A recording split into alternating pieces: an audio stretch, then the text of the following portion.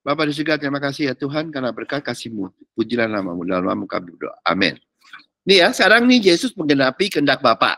Oke? Nih, Yohanes 3:16. Karena begitu besar kasih Allah, hati Allah akan dunia ini, sehingga ia telah mengaruniakan anaknya yang tunggal. Supaya setiap orang yang percaya kepadanya tidak binasa, melainkan beroleh hidup yang kekal. Jadi jalan keselamatan cuma pakai menerima anaknya. Jadi gini, karena begitu besar kasih Allah. Itu kan hati Tuhan toh. Benar gak? Jadi Tuhan itu pun punya hati, yaitu dia sayang Tony, dia sayang Lelo, dia mau selamatin. Terus dia punya pikiran. Ya toh? Kehendak, pikiran, will, plan, rencana. Itu kan pikiran semua. Dia mau lakukan yang ada di hati dia. Pakai apa? Kirimnya, planningnya adalah dengan mengirimkan Kristus, anaknya yang tunggal. Jadi ngerti gak? Hati Tuhan mau nyelamatin Hongki. Cara Tuhan, pikiran Tuhan, rencana Tuhan. Kalau di Bible itu God's plan, God's will, God's mind gitu. Itu adalah dengan apa? Dengan mengirimkan anak yang tunggal. Gitu loh. Jadi Yesus datang sebagai kehendak Tuhan. Jadi Yesus datang sebagai kehendak Tuhan. Wujud kehendak Tuhan. Perannya. Ngerti nggak? Kalau you tolak Yesus sebagai kehendak Tuhan, you tolak Yesus. Oh, saya percaya Yesus. Tapi you tolak perannya. Dia bilang, Yesus, gue datang sebagai kehendak Tuhan. Lu terima gue apa? Gue senang Yesus, lu handsome. Loh, mana Santi? Kalau you terima perannya, you terima dia. You tolak perannya, you tolak dia. Loh. Udah that's it. Oh, saya percaya Yesus. Tapi lu di Filipina juga banyak tuh Yesus namanya. Nangkap nggak? You tolak perannya, you tolak dia loh. Ngerti nggak?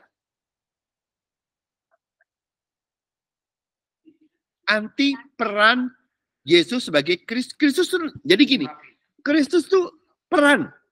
Yesus sebagai yang diutus, yang dikirim nih. Antikristus adalah menolak Yesus atau Tuhan Trinitas kedua sebagai dalam peran itu. Artinya dia nolak apa? Siapa antikristus? Yang bergantung pada diri sendiri, kamu antikristus. Yang bergantung pada doktrin sinode tertentu agamawi, bukan bergantung pada pikiran Tuhan loh, tapi pada pikiran dosen, lo lagi nolak. Itu namanya antikristus. Kenapa? Anti. Kalau Kristus kan dia bergantung pada Bapa, dia datang sebagai wujud kasih Bapa, semua dari Bapa. Kalau you terima itu, you terima Kristus. Ya. Kristus juga apa artinya? Kristus artinya Mesias ya. Kristus itu artinya Mesias. Ya. Jadi kalau bahasa Jawanya itu Mesias gitu loh, tau nggak? Bahasa Yahudinya itu Mesias. Kalau bahasa Yunaninya Kristos, gitu loh. Bahasa Indonesianya Kristus, gitu loh. Atau Mesias, itu sama. Ya, jadi Kristos itu bahasa Yunani, kalau Mesias itu bahasa Ibraninya. Oke? Artinya sama. Artinya apa? Dia yang diutus. Banyak KKR ya, bilang dia wah, begitu kayak dia yang jadi apa pengganti Kristus, itu anti Kristus semua. Kenapa? Kristus diurapi sebagai Mesias. Hanya satu pribadi, yaitu Trinitas kedua ini, yang diurapi sebagai Mesias. Nggak ada lagi loh. Malaikat nggak diurapi untuk itu. Pendeta, hamba Tuhan, boro-boro. Cuma satu. Makanya kalau saya melayani di gereja ini, dulu kira gue pakai urapan kepada Hongki gitu. Kalau banyak mereka pada pendapatnya gitu. Gue bilang, dasar. Kalau saya enggak, saya pakai apa? Saya pakai urapan. Pakai urapan apa? Kristus di dalam saya. Saya pakainya Kristus dalam aku. Lu mau menang. Yang ini KKR lu combine, totalin. Urapan lu berapa sih? Bener nggak? Gue pakai urapan Kristus di dalam Hongki. Saya kalau melayani selalu begitu loh. Gue pakainya apa? Urapan Hongki. Kasih karunia kepada Hongki. Bisa juga sih. Cuman buat apa? Pakai kecil. Lebih baik pakai Kristus toh. Urapannya Kristus. Iya. Ah, pinter lu Tony. Sumbernya. Lu tanya, lu jawab. Urapan Kristus kurangnya di mana? Hah? Makanya saya tuh nggak pakai grace, nggak pakai kasih karunia. Gue pakai sumbernya. Gue pakai urapan Kristus di dalammu sebagai sumber pengharapan. The hope of all glory.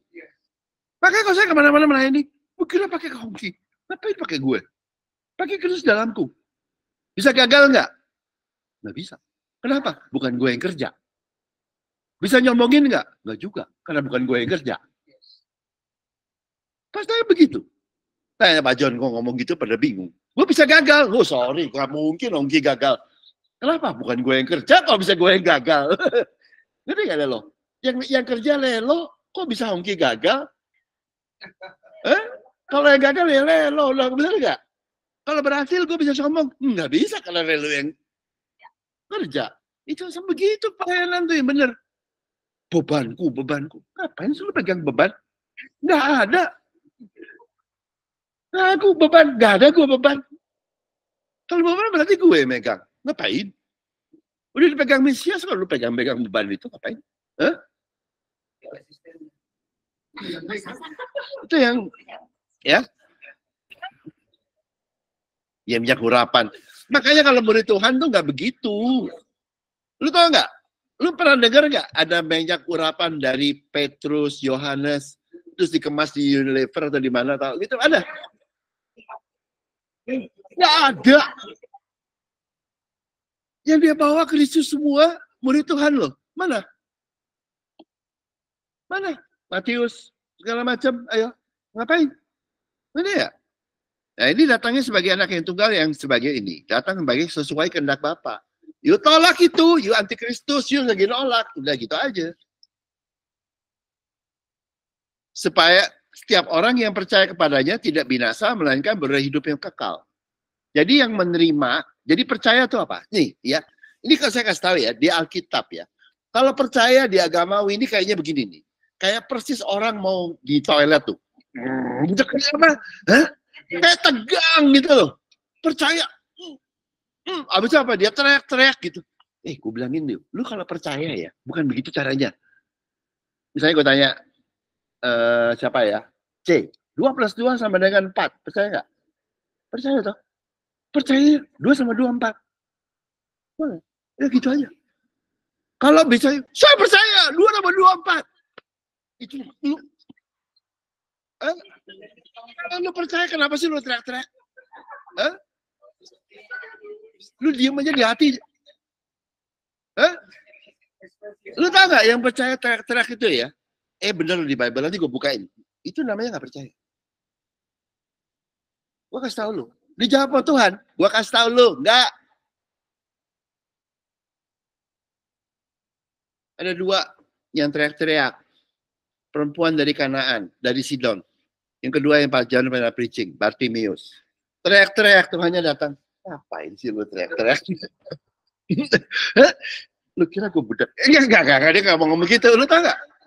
Lu kira gue gak mau tahu ya? Lu hati-hati ya, kalau lu dengerin pendeta teriak-teriak, suruh percaya, teriak-teriak. Itu namanya lagi, kalau nggak agamawi, nabi palsu, gue nggak tahu, salah satu. Lu gila, lu teriak-teriak. Emang Tuhan bilang, emang lu pikir gue budak ya? Itu namanya nggak percaya. Gini deh, murid-murid Tuhan tuh nggak ada yang teriak sama Tuhan. Cuma Petrus saja lagi ketemu, teriak gitu. Enggak ada. Lu ya, gue bilangin ya. Tony ya, kalau lu teriak-teriak ngomong kenana lu dibentak balik lu, gue bilangin lu. Dia bilang, kenapa lu teriak-teriak? Emang lu kira gue budak?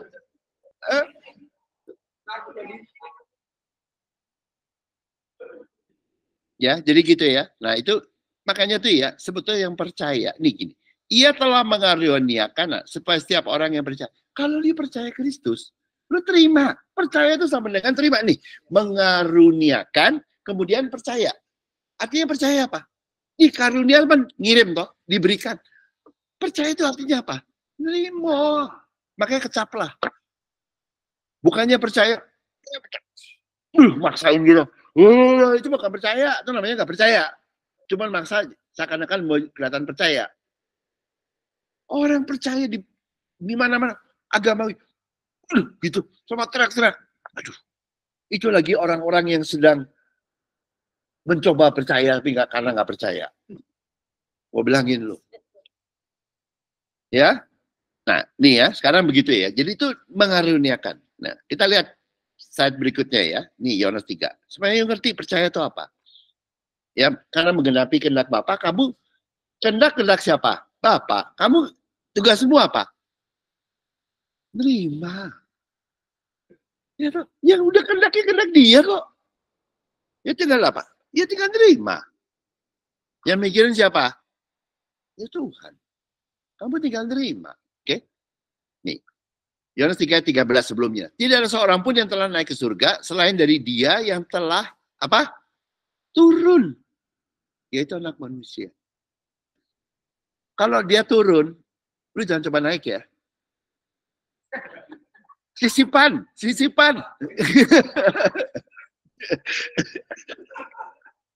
Lu kan di lift, dia turun, lu naik. Lu tahu nggak? Aduh, orang banyak kan begitu. Hah? Kita bertemu di udara. Lu kira Marvel ya? Hah? Berdoa bareng. Kita ketemu di udara. Lu kira radio ya? What the hell? Oh banyak lo pendoa lo. Ngocehnya lo macam-macam lo. Kita bertemu mau terbang ke udara. Bener lo. Lu nggak tahu sih dunia itu. Nah iya. Nunggu apa? Udah datang teman-teman. Iya. Ya. Oke ya, jadi ngerti ya, turun. Nah ini ya. Apa peran Yesus sebagai anak manusia? Nah ini lihat ya. Perannya itu apa? Anak manusia dulu. Ini peran yang ini dulu. Ya, yang nomor 1 dulu. Ya. Nih. Ini Yohanes 3. Ini saya tahu dari Yohanes 3. Ini tadi gue tulisnya ayatnya nggak bisa tulisnya di depan, salah nyutip.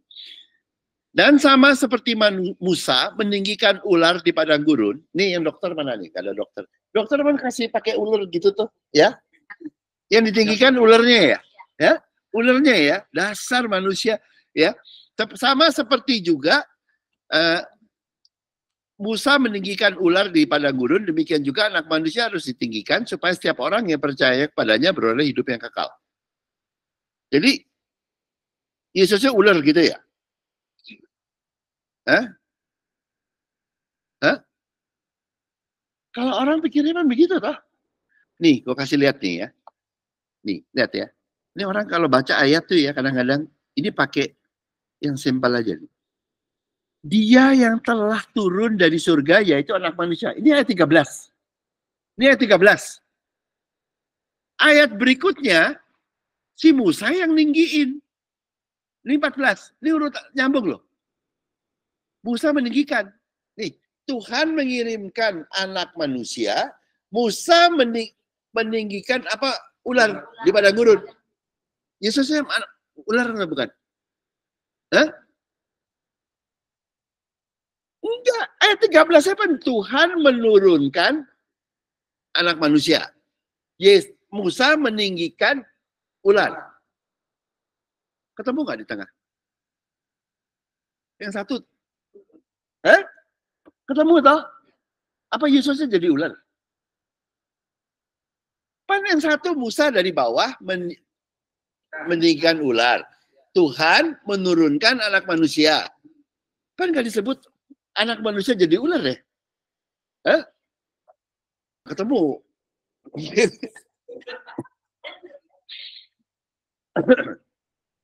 Ini supaya setiap orang yang percaya kepadanya beroleh hidup yang kekal. Demikian juga anak manusia harus ditinggikan. Dibacanya ularnya yang ditinggikan, dah. Lu gila lu. Orang disebutnya tadi ayat sebelumnya, Tuhan menurunkan anak manusia. Dan sama seperti Musa meninggikan ular di padang gurun ketemu. Demikian juga anak manusia harus ditinggikan. Kan ketemunya di sini. Di atas toh. Setiap orang percaya harus beroleh hidup yang kekal.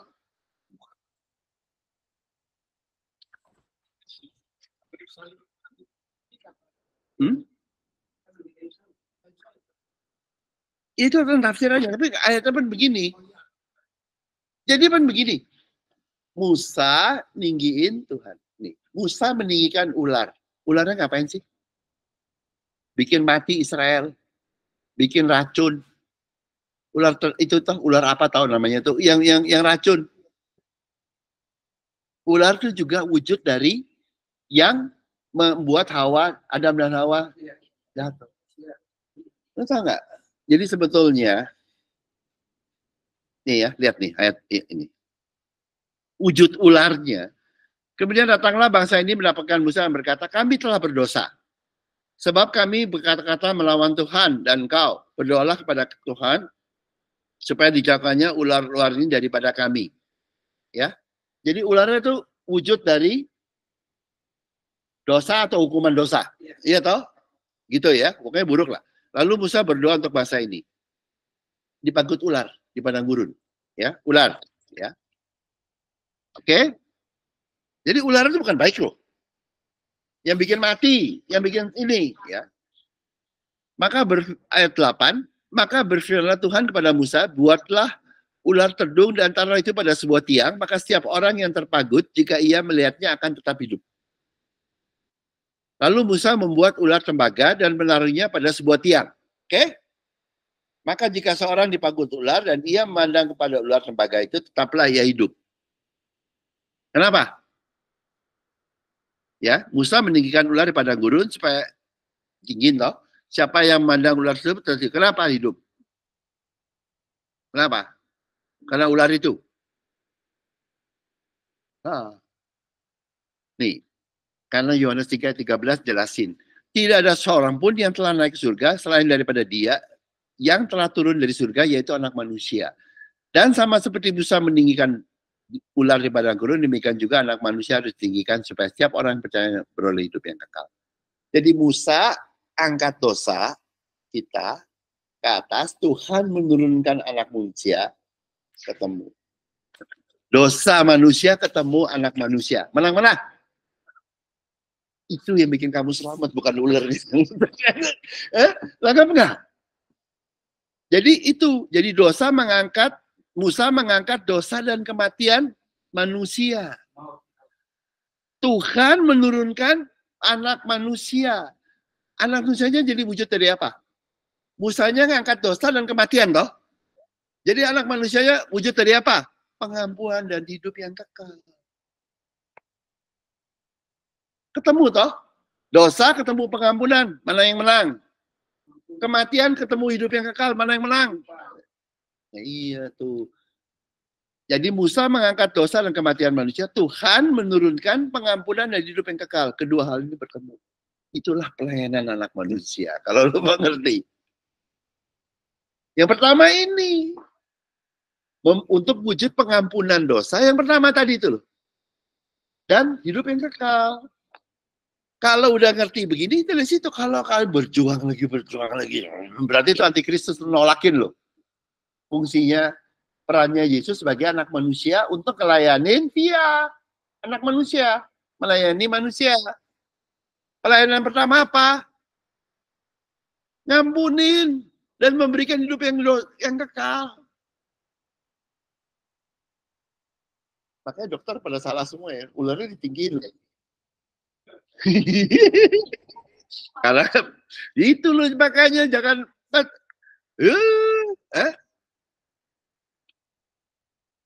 baru tahu ya. Ini kan disebutnya di Yohanes 3. Lihatin tuh. Tuhan menurunkan. Musa meninggikan ular. Ya toh? Yang lihat ke atas sembuh. Lihat apanya? Kan ketemu dua ini. Waktu you melihat ketemu dua itu, lu sembuh.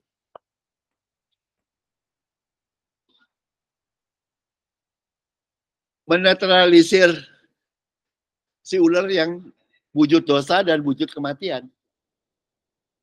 Iya. Jadi anak manusia perannya apa? Peran anak manusia mengampuni dan memberikan hidup yang kekal. Itu. You terima itu, berarti you menerima Yesus bagi anak manusia. Tolak itu berarti menolak Yesus dan sebagai peran itu. Ya.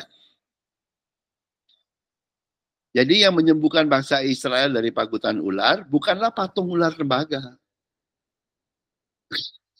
Tapi Yesus yang mengampuni dosa dan memberikan hidup. Lah iya toh. Anggap ya. Ya, itu peranan sebagai anak manusia loh. Disebutnya anak manusia loh, bukannya ya. Nah, jadi inilah peran Yesus sebagai anak manusia untuk mengampuni dosa manusia dan memberikan hidup yang kekal kepada manusia sesuai kehendak Bapa. Di padang gurun kamu diampuni. Tidak apa-apa.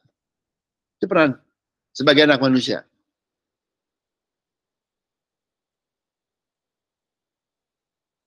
Nih, sekarang peran Yesus sebagai anak Allah. Ya, anak Allah. Yohanes 3 juga loh, Yohanes 3:35. Bapa mengasihi anak Allah loh. Bapaknya kan Bapak di surga. Ya. Dan telah menyerahkan segala satu kepadanya. Tuh. Jadi perannya Yesus sebagai anak Bapa, anak Allah, Bapa di surga. Barang siapa percaya kepada anak, kembali percaya itu menerima ya. Ia beroleh hidup yang kekal. Percaya beroleh. Percaya sama dengan menerima. Kalau yang sebelumnya mengaruniakan, terus kemudian percaya, ya terima gitu loh, kasarnya gitu. Percaya itu terima, bukannya gitu ya. Tetapi barang siapa tidak taat kepada anak, ia tidak akan melihat hidup, melainkan murka Allah tetap ada di atasnya. Ya, jadi ya sebagai anak Allah, Yesus membawa apa? Segala sesuatu. Ya, kekayaan Allah, segala sesuatu ke dunia, termasuk kerajaan surga. Iya, ini kan gini, Bapak mengasihi anak. Bapaknya di mana? Di huruf besar nih, bapaknya. Bapak di surga. Berarti anaknya anak apa? Anak di surga, toh? Yesus sebagai anak Allah. Dan telah menyerahkan segala sesuatu kepadanya. Jadi Bapa di surga, Bapa Allah menyerahkan semua miliknya kepada anak Allah. Ya toh? Barang siapa percaya, ia beroleh hidup kekal. Jadi dia datang bawa kekayaan Tuhan. Gitu. Ya. Sebagai anak Allah. Jadi, inilah peran Yesus sebagai anak Allah untuk memberkati manusia dengan kekayaan Allah di kerajaan surga di bumi sesuai kehendak Bapa. Jadi sebagai anak manusia, nyelamatin kamu. Sebagai anak Allah, bawa harta Allah. Makanya Yesus harus mengorbankan dulu posisinya sebagai anak Allah, baru bisa jadi anak manusia. Termasuk pengampunan dosa itu juga dari sebagai anak Allah.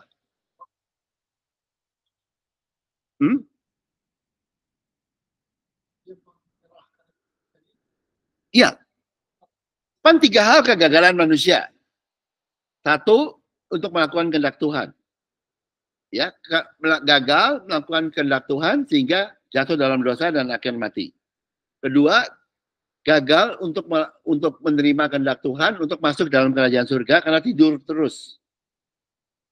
Berikutnya, gagal untuk menjadi murid atau mengikuti Tuhan dan mendapatkan status yang baik. Kan gagal, 3 kali gagal. Yesus untuk ini di Getsemani, ini kan kehendak Bapa semua. Yesus mesti ikut kehendak Bapa. Dengan cara dia bergantung pada hati Bapa dan kehendak Bapa mengikuti dia. Kehendak Bapa ya untuk nolong 3 ini toh. Nah, caranya kehendak Bapa untuk Yesus bisa melakukan ini, dia mesti korbanin posisi dia sebagai anak Allah. Kalau dia korbanin sebagai anak Allah, ya toh, dia bisa menjadi Jadi dia mengorbankan posisinya sebagai anak Allah, ya, untuk supaya kita bisa diberkati oleh dia sebagai anak manusia dengan membawa hartanya anak Allah. Tahu nggak? Kalau nggak dia mau bantu kita pakai apa? Kan mesti pakai modal. Modalnya apa? Dari anak Allah. Cara waktu dia, jadi dia itu sebagai anak manusia, dia tuh mau melayani kita dengan hartanya Allah, karena iya, gitu loh ya. Jadi dia peran Yesus sebagai anak Allah adalah bawa itu, bawa hartanya Allah. Peran Yesus sebagai anak manusia, ya, adalah melayani kita. Jadi di dalam dua jabatan itu dia melayani kita dengan kekayaan Allah. Lu jadi kayak lu melayani istri lu, bawa kehwe lu gitu, lu tau gak? Ini kan ya, seperti gitu. Jangan terlalu gitu loh. Nih ya, lihat ya, nih makanya. Jadi kata-kata Yesus kan gue pernah samain. 1, 2, 3, dia bergantung pada hati Tuhan. Yaitu 3 ya, hati Tuhan. Bapa, ampunilah mereka karena mereka tidak mengerti apa yang mereka perbuat. Hati Tuhan mau mengampuni semua dosa manusia. Dan mengampuni dosa manusia kalau asal jangan tolak aja. Begitu. Yang kedua, hari ini juga engkau bersama dengan aku di Taman Firdaus. Jadi dia mau memberikan kekayaannya. Itu hati Tuhan. Yang ketiga, ibu ini anakmu, anak ini ibumu. Alias, boleh bagi harta kerajaan surga yang kamu sudah terima kepada orang lain. Seperti orang itu keluargamu. Ya kan? Begitu kan? Kayak orang tamu datang ke rumah, anaknya bisa bagi-bagi seakan-akan kayak orang itu waktu jadi tamu kayak dia keluargamu. Gitu loh. Disuguhin makan minum toh. Itu kan? 3 itu kan hati Tuhan. 4, 5, 6, Yesus sebagai wujud dari kehendak Tuhan. Jadi Yesus bergantung dan membawa hati Tuhan kepada dunia. Sebab dia kan kehendak Tuhan. Di dalam kehendak Tuhan dia membawa hati Tuhan, dia membawa kehendak Tuhan, dan dia membawa kuasa Tuhan. Nggak ngerti nggak? Itu makanya melalui kehendak Tuhan. Nah, tapi dia sendiri adalah wujud dari kehendak Tuhan, ya, yang melakukan. Ya, kan tadi toh kehendak Tuhan. Nah ini yang keempat. Eli, Eli lama sabatani, artinya Allahku, Allahku. Tuh, Allahku, Allahku, berarti dia anak Allah. Mengapa engkau meninggalkan aku? Yesus memenuhi kehendak Bapa sebagai anak Allah. Dia harus melepaskan posisi itu. Yesus harus melepaskan. Jadi nggak megang posisi perannya sebagai anak. Dia korbankan. Apa? Matius 27 ayat 45. Saya tanya. Nggak bisa. Berarti dia posisi anak Allahnya mesti dia pegangin. Dia korbanin. Saya tanya, waktu Yesus mengorbankan posisi sebagai anak Allah, ya, Tuhan kasih Tuhan masih ada nggak? Masih toh? Ya, iya tetap balik lagi.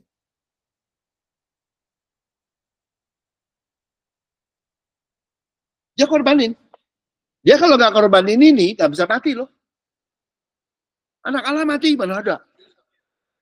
Nggak bisa. Ngerti nggak? Ini dulu baru menyerahkan nyawa. Kalau nggak korbanin posisinya nggak bisa mati loh.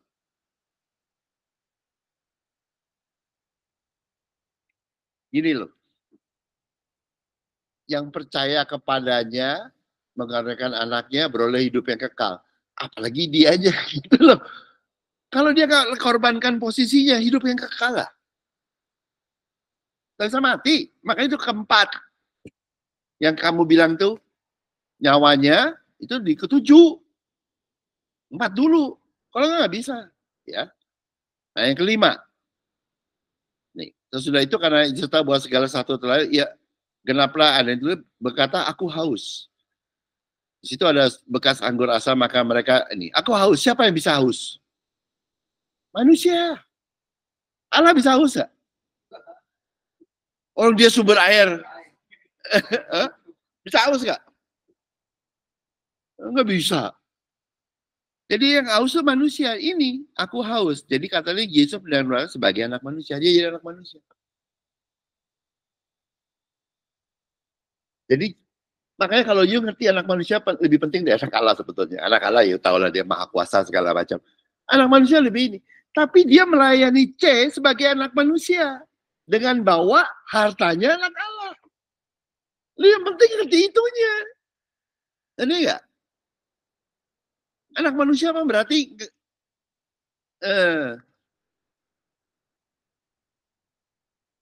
iya toh? Sesudah Yesus membinggung agak itu, berkatalah ia sudah selesai. Lalu ia menyerahkan nyawanya. Lalu, baru loh. Jadi kata ke-6, Yesus menyelesaikan semua kehendak Bapa. Yaitu apa? Menyerahkan dirinya sebagai anak Allah dan menyerahkan dirinya sebagai anak manusia. Baru yang ke-6. Kan kehendak semua. Sudahlah genap. Keluar. Apa lagi? Anak Allah melayani manusia. Udah kelar. Nggak ada lagi. Selesai. Di dalam anak Allah, kamu dapat kerajaan surga. Di dalam anak Allah, kamu jadi ditinggikan statusmu. Sudah selesai. Diberikan semua. Itu kehendak. Baru yang ke-7, kuasanya. Bapa, kepada dalam tanganmu, kuserahkan rohku. Benar ya? Ke-7. Yesus bergantung pada kuasa Bapa. Kuasa Bapa itu apa? Waktu penciptaan. Waktu bikin Adam dan Hawa, caranya Adam, bagaimana caranya, Sari? Hah? Dibentuk pakai apa? Pakai tangan. Kemudian dihembuskan nafas kehidupan, disembuskan hatinya. Kan cuma pakai 2. Pakai hatinya sama pakai kuasanya atau tangannya. Yesus bilang, Papa, tuh, berarti kan pakai hati Tuhan. Kuserahkan rohku ke dalam tanganmu, kuserahkan rohku. Ya, bergantung pada hati Bapa dan tangan Bapa. Di dalam 2 hal ini, apa yang dilakukan Bapa? Tangan Bapa mengikuti hati Bapa untuk bikin apa? Bikin Yesus yang baru. Tubuh kemuliaan yang baru. Balik lagi anak Allahnya. Gitu ya? Hah? Enak apa? Di mana? Di kerajaan surga. Kerajaan surga siapa yang bikin? Tangannya. Balik lagi. Jadi Yesus ngerti nggak? Dia serahkan semua, terus nggak punya. Enggak. Bapak, ke dalam tanganmu kuserahkan rohku. Balik kepada tangan dan hati Bapak. Seperti waktu penciptaan. Penciptaan, Tuhan menciptakan taman kerajaan surga pakai apa? Ya hati dan tangannya. Menciptakan Adam badannya dari mana? Hati dan tangannya. Balik lagi. Selesai. Tapi dia korbankan. Tapi Tuhan, Bapak, kembalikan semua. Tangkap ya?